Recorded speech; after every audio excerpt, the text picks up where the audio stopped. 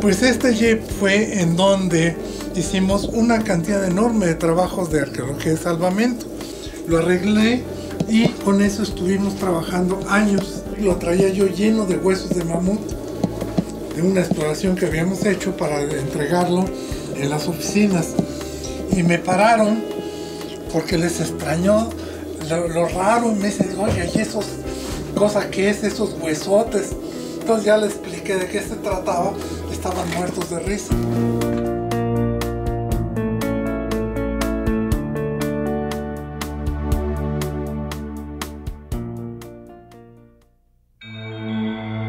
En 1950, después de trabajar como dibujante, decorador comercial y de realizar estudios en arquitectura, la arqueología se atravesó en el camino de González Rull.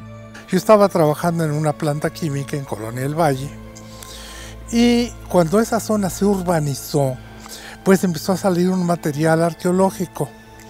Yo le di aviso a José Luis Lorenzo, que era compañero de excursiones, y juntos iniciamos una especie de programa para rescatar la información que había en ese tipo de colonias. José Luis Lorenzo, que entonces trabajaba en el museo, me invitó a ir a la escuela de antropología a tomar unos cursos. Me dio ganas de saber cómo era la antropología y fui a la escuela. Y cuando uno se da cuenta, y yo fui uno de ellos, ya había hecho la carrera. Caímos un tanto por curiosos, por inquietos, y cuando se mete uno en el tema y se da cuenta, ya está completamente empantanado como vulgar mamut.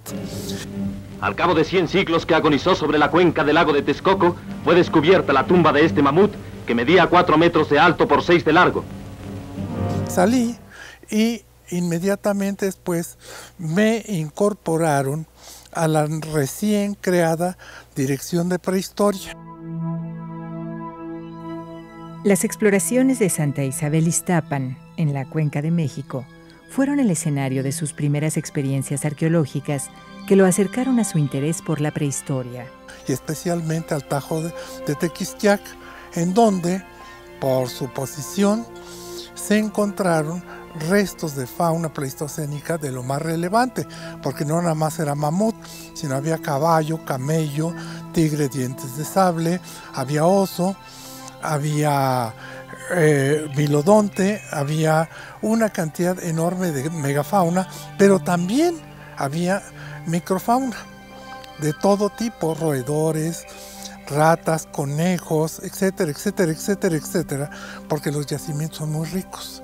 La cuidadosa observación de Francisco González Rull se centró en las capas de tierra que durante milenios habían sepultado a aquellos animales. Yo en Santa Isabel Iztapan estaba de infantería de a pie, entonces me tocó explorar todo, obviamente, y descubrí unas particularidades en los limos verdes, unas partículas de arena muy características, muy importantes, que después, ya con el tiempo y con asociación con el geólogo Moser, nos dieron pauta para formar una que se llama tefracronología.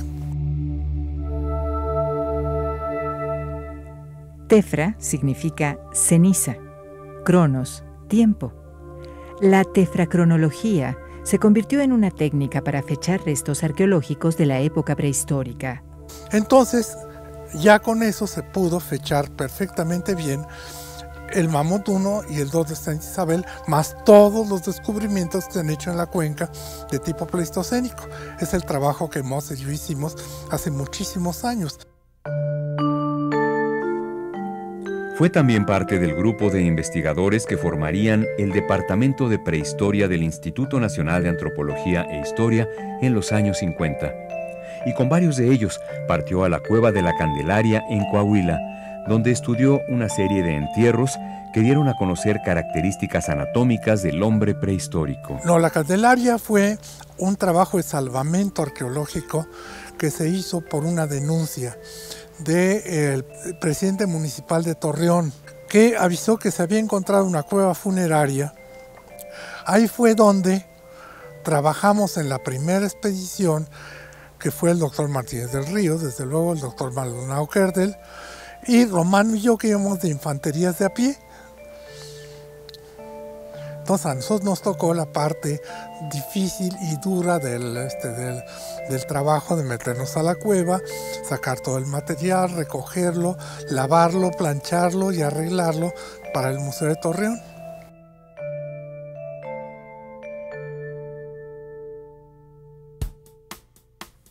En los años 50 y 60, México era un país en pleno proceso de industrialización. Presas, gasoductos, drenajes, instalaciones eléctricas y particularmente la construcción del metro en la Ciudad de México dieron paso a una nueva y obligada forma de hacer arqueología: el salvamento y el rescate arqueológicos. En todas ciudades importantes del mundo son lugares en donde se ha ido acumulando información y han ido sucediendo ocupaciones humanas a través del tiempo. Entonces, en un mismo espacio tenemos 30, 40 metros de sedimentos culturales en algunos casos. Entonces, cuando se hace una obra pública, como el metro o un drenaje, hay la oportunidad de intervenir, puesto que se va a llegar a los sedimentos más profundos. Continúan los descubrimientos arqueológicos en las excavaciones del metro. Los trabajos de la línea número 2 del sistema de transporte colectivo ocasionaron el hallazgo de piezas como este ocelote de piedra, encontrado en el tramo entre Isabel la Católica y Palma.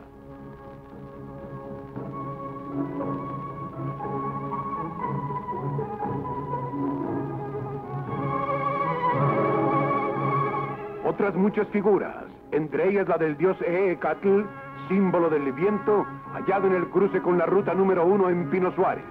Las piezas han sido trasladadas al Museo de Antropología y al Laboratorio del Departamento de Prehistoria del Instituto Nacional de Antropología e Historia, a fin de que sean estudiadas por los arqueólogos para su catalogación técnica. Las obras que crean el futuro de México contribuyen así al mejor conocimiento de su pasado.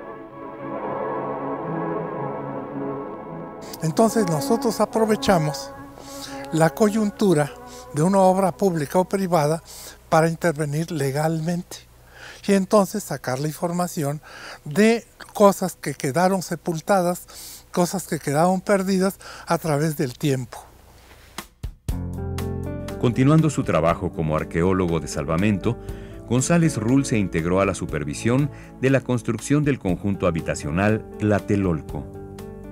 Y entonces organicé la vigilancia de obras públicas y privadas en la Cuenca de México junto con el ingeniero Moser, y en la vigilancia de un colector que corría por la calle de Dolores, pasaba frente a Bellas Artes y después seguía por lo que era entonces Santa María la Ribera, cortaba Tlatelolco, y ahí obviamente descubrimos la zona arqueológica.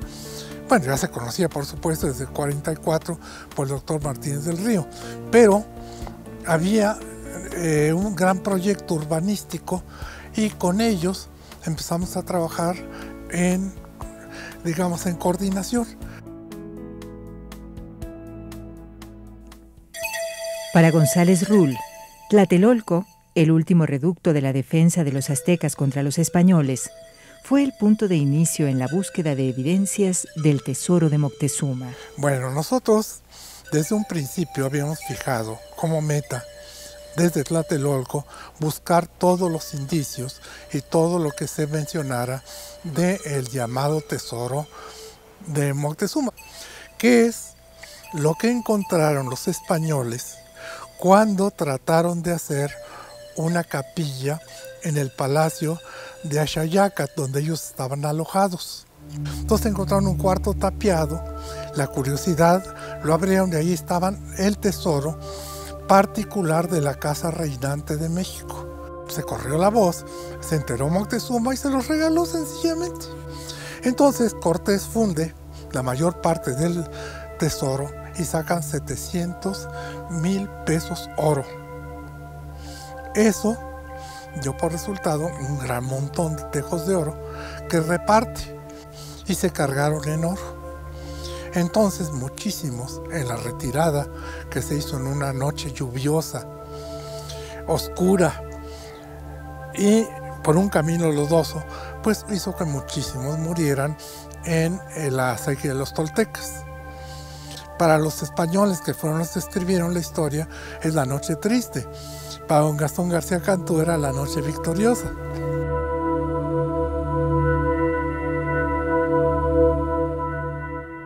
Cuando hicimos la exploración del complejo de la Secretaría de Hacienda en la Alameda, el complejo Hidalgo, tuvimos muchísimo interés en explorar todos los restos de la primera ermita de los mártires y los canales y todo lo que pudiera tener relación con la posible existencia de restos de la noche triste.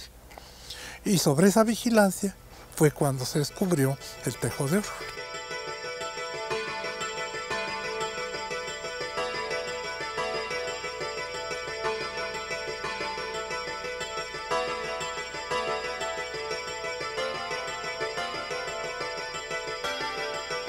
El desarrollo de una arqueología de rescate y salvamento, de la que Francisco González Rull fue pionero, ha posibilitado la recuperación de testimonios del pasado que, sin la acción de rescate, se hubieran perdido irremediablemente.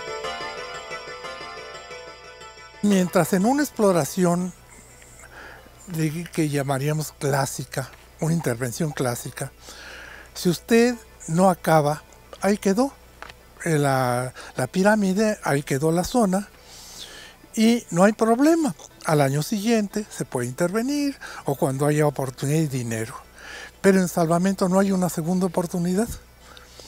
Lo que sale hay que hacerlo rápido y bien, porque no hay segundas oportunidades.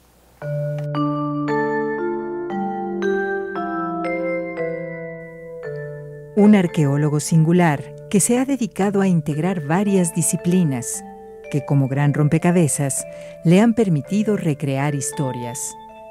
Porque es verdaderamente apasionante empezar a encontrar objetos y empezar a encontrar la relación de esos objetos con el mundo antiguo y el mundo actual, la conexión tecnológica, la conexión histórica, la conexión inclusive filosófica que uno debe pensar cuando está trabajando con restos humanos, lo que pudieron haber pensado esas gentes, cuál fue su vida, cuáles fueron sus anhelos, cuáles sus pasiones. Entonces eso es intrigante y eso lo lleva a uno a identificarse con los grupos en que trabaja y con los materiales en que trabaja. Siempre curioso, observador, y como él se presentaba, investigador nacido en Santa María la Ribera, en la provincia de Nonoalco, Tlatelolco, del antiguo reino de México Tenochtitlan.